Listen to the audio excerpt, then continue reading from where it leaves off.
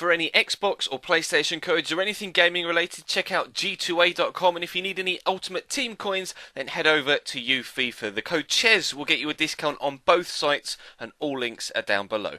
Hey guys, how's it going? Chez back again, and welcome to episode number 2 of the Liverpool career mode here on FIFA 15. Yesterday we opened up the series by asking you guys for some suggestions in the comment section for transfers to be made. Today we'll be looking at some transfer targets that I've picked out. I'm actually recording this before you see the first episode, so we'll look at today some of the transfer targets I'm looking to buy, and then of course throughout the period of the opening transfer window we'll have a look at the rest of the players that you guys have suggested. And please do continue to suggest players in the comment section down below, and I'll scout as many as I can. Please do also continue to offer them on Twitter and Facebook as well. Feel free to get in touch with me any way you feel you possibly can to get across the player that you would definitely like to see me sign. I promise I will do my best to sign as many as I possibly can. I can't obviously sign everyone, and I do have my own preferences with some players, but there are definitely other positions in which I'm more than happy to sign a kind of community player, so to speak, a player that is more requested by you guys as opposed to a player that I'm necessarily after myself. So today we'll be having a look at the shortlist. These are some players that I've thinking of bringing into the club. As you can see, we still have £30 million left. We used some of the 34 that we had to bring in a youth scout to perhaps bring in some young talent for the future into the club, and we mentioned in yesterday's video the kind of areas that I'm initially looking to improve this Liverpool squad, mainly in goal and in defence, and potentially a wide player as well for the forward midfield positions. We're still very strong up top with Sturridge and Balotelli, with Ricky Lambert in reserve almost, and in CDM and central midfield we have a lot of players to fill those particular roles, but we are looking for quite a few players in the defensive quarter of the pitch. So I have some suggestions, and you'll have to let me know what you think of these in the comment section down below. And of course, like I say, follow me on Twitter as well. Links will be in the description. But if you enjoy the series, then feel free to hit the hit the like button on this video. If we could hit over 500, that'd be absolutely superb. We've got 3 goalkeepers I'm initially looking at. I don't know too much about the top 2. Mattia Perrin and Ron Robert Zieler are 2 players that are highly rated, and definitely have extremely high potentials as well. I think Perrin starts at 75 and Ron Robert Zieler is a 79 rated goalkeeper already, but both have potential to get to the 84, 85, maybe even higher in rating, as does Tim Krul, currently around about 79 as well, and also can rise to about 84, 85. And we know all about Tim Krul from his days at Newcastle in the Barclays Premier League. So 3 potential goalkeepers there.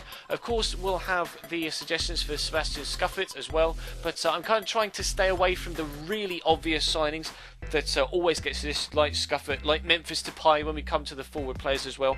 And when you go for right backs, players like Mattia De Sciglio, etc., everybody signs De Sciglio, everybody signs Memphis Depay, everybody signs Sebastian Scuffet. I want to be more unique with my signings, not necessarily extremely unique and sign completely random players. We still want players that are well known and we know exactly what they're going to bring to the side, but I don't necessarily want to buy the stereotypical signings for career mode. So these are the 3 keepers I have at the minute. If you have any further suggestions, of course, let me know in the comment section down below.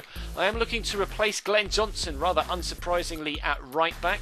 So Danilo is the main player I'm looking at in that position. I also have Alex Telles, the Brazilian wing back, currently at Galatasaray, to potentially come in at right back or left back as well. Perhaps could be used in both slots. We have Glenn Johnson and Alberto Moreno at present in the right back and left back slots, although of course we've got John Flanagan in reserve, and also Jose Enrique as well, who is very capable of filling in at left back. So it's mainly the right back spot I want to replace Glenn Johnson, perhaps still keep him in as a reserve, or maybe even just sell Glenn Johnson on completely. I haven't yet made my mind up. We'll find out how he plays in the upcoming episodes when we get to the gameplay, etc. But like I say, looking for a wing back. Centre backs, we are definitely looking for at least 1 centre back.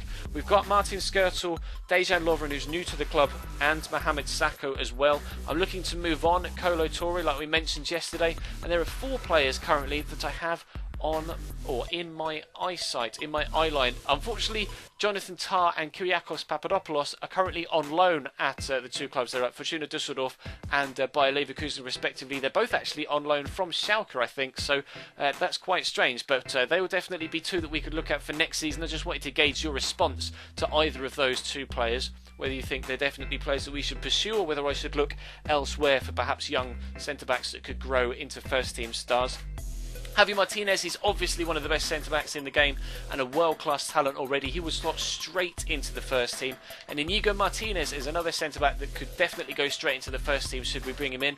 Another really, really strong player that's good on the ball as well, and kind of suits my style of play when it comes to playing FIFA. Get the ball down, play it about, and Javi Martinez suits that style as well. As you can see, 79 short passing for a centre-back is not bad at all. Of course, he used to be a holding mid, but kind of utilised as a centre-back at Bayern this year, and would probably be the same for me should I bring him in. So that's the defensive lineup that I'm looking to perhaps bring in. We are also, like I say, looking for wide wingers as well, as opposed to narrow wingers. Strange choice of words, Tez. But we've got a lot of strength through the spine of the team in midfield and up top. Don't really need a striker, don't really need a holding mid, but we do need a winger. Now, I've got two on my list at present. Like I say, not going to go for Memphis Depay because he's stereotypical and everybody signs in, and I'm sure you guys are bored enough of seeing Memphis Depay in everybody's lineup. So Cherin Shaqiri is the first player I'm looking at. He actually is linked to the club in real life, as is Jonathan Tah as well. Actually, I looked on there's a website called Transfer Market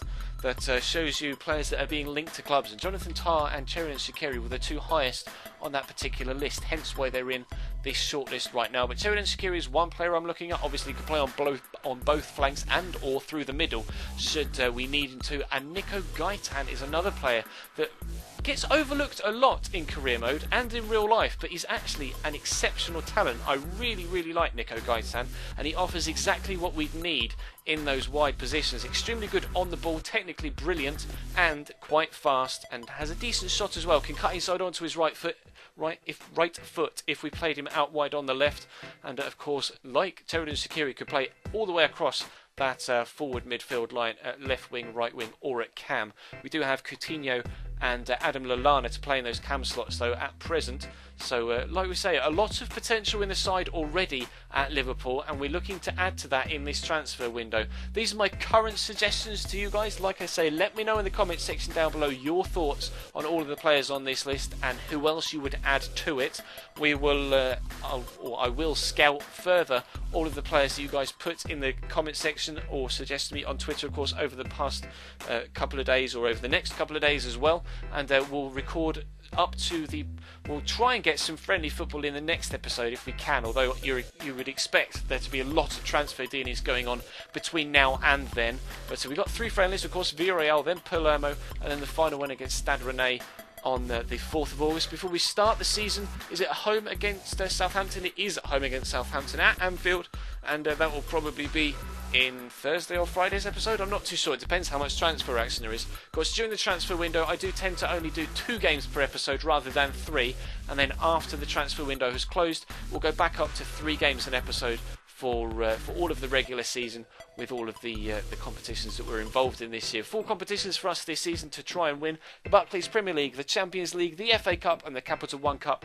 We'll try our best to compete in all of them, and we'll have to wait and see how we get on. But that is going to bring today's episode to a close, guys. Thank you very much for watching. Like I say, throw me as many suggestions as you possibly want in the comments section, on Twitter, on Facebook, and I'll do my best to scout as many as possible, and we'll have a look and see who we can bring into the club. I'm quite excited actually to see who we can bring in. I always love transfer window action, and hopefully we can get quite a bit of action in this particular window. But that is going to bring today's episode to a close, guys.